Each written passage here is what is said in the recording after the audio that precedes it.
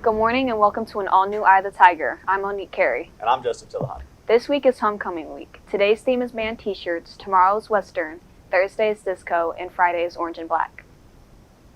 Tickets are still on sale for homecoming this Saturday. Today and tomorrow the price is $20, and Thursday and Friday it's $25. Tickets can be bought at the Patty Baker box office during both lunches. After over a decade, the Peer Helping class has been relocated to the J.B. Gale Theater. We go to Owen Pixler with more.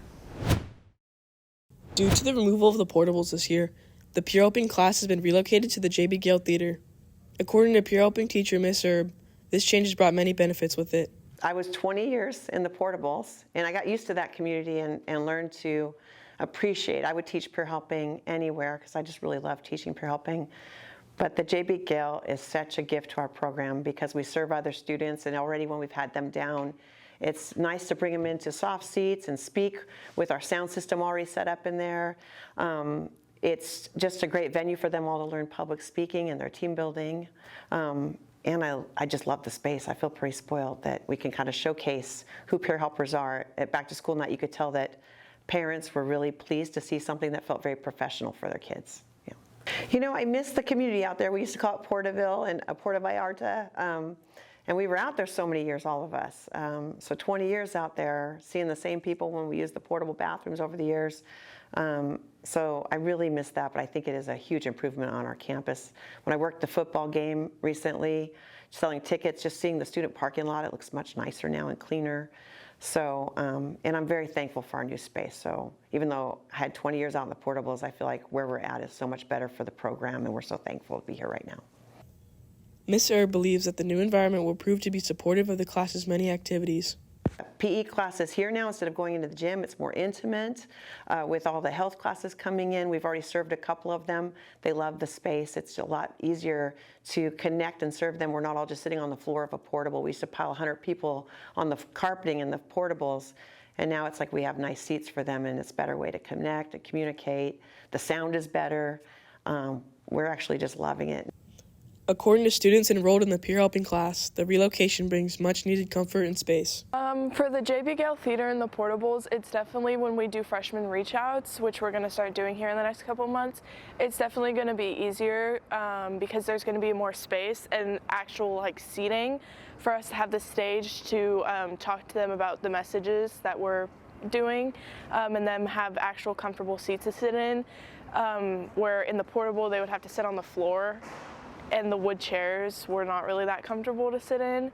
So it's just going to be more space, and it's a more structured environment for the freshmen to come in. I think the J.B. Gale Theater is a better option than the portables just because it's a lot more spacious. We kind of have two rooms. We have the one room with all the wooden chairs in it where we kind of sit down and we'll have our little circle discussions and stuff like that.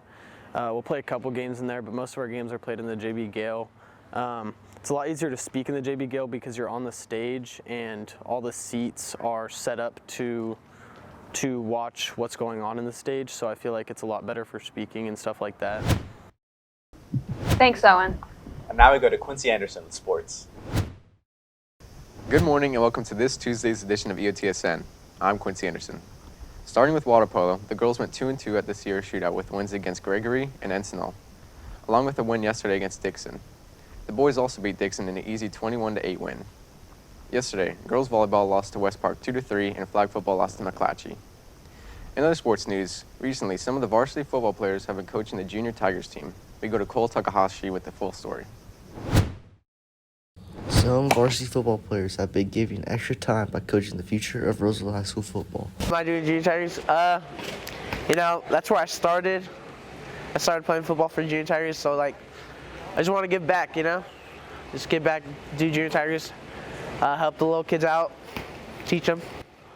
Coach believes that it is better for the kids to connect with the coaches because they are closer in age gap. I feel like we're impacting them, just because we're not just dads coaching. We are closer in age with them, and they listen to us more because we know what we're talking about when we try to coach them up. The coaches have many roles to help the team succeed. The players have a great impact in the outcome and development of the junior Tigers. So normally I'm the assistant OC with one of the dads, but last week, because of Colton being injured, he wasn't able to come to the game. And so me and DeMarcus Gresham, we kind of had to step up, and we were just running the defense, and we kept them to 14 points. They didn't score after the first quarter, and we won the game. So Collins has high hopes for the season and believes they could go far throughout the playoffs. we're going undefeated, championship bound. Like, I'm the next Bill Belichick. Thanks, Cole. Now we go to the game schedule for this week. Today, girls tennis and girls volleyball are both at River Valley. Tomorrow, both water teams are at River City. And Thursday, girls tennis and girls volleyball are at Del Campo. That's all on your home for Roseville High School sports, top plays, breakdowns, and more. Isla Tiger Sports Network, EOTSN. Now we go over to entertainment. Thanks, Quincy. It's been 10 long years, but Flappy Bird finally returns to the App Store in 2025. If you don't remember the fall of the empire, Flappy Bird was removed from the App Store in 2013 due to being too addictive.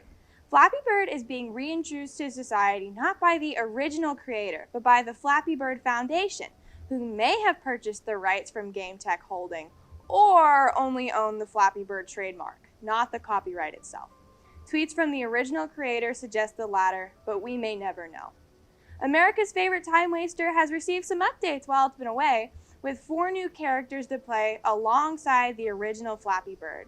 There are also new game modes, including a basketball mode, more competitive play, and a practice mode.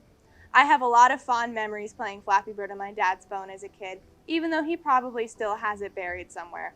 If you saved your iPhone 8 with Flappy Bird on it to sell one day, you're about to make virtually no money off of it. Maybe a quarter of a Red Bull if you really get lucky. I'll be glad to have that little yellow menace on my phone whenever it releases.